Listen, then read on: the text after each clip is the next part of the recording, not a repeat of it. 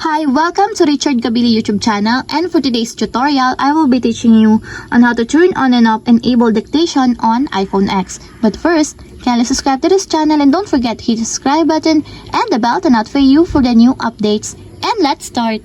Using your iPhone X from your home screen first, go to Settings. Then in the Settings, scroll down and click the General.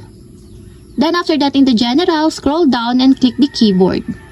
Then after that in this part, scroll down again and go to Dictation section and find the Enable Dictation. And as you will see, there's a switch button on the right side of it. Then all you have to do is just click it, enable until it becomes green. And the pop-up will appear, then click again the Enable Dictation.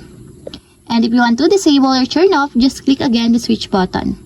And the pop-up will appear, then click again the turn off dictation. And that's it, we have successfully turned on and off enable dictation on iPhone X. If you have a question, can comment down below and don't forget to hit the subscribe button and the bell to notify you for the new updates. And thank you for watching!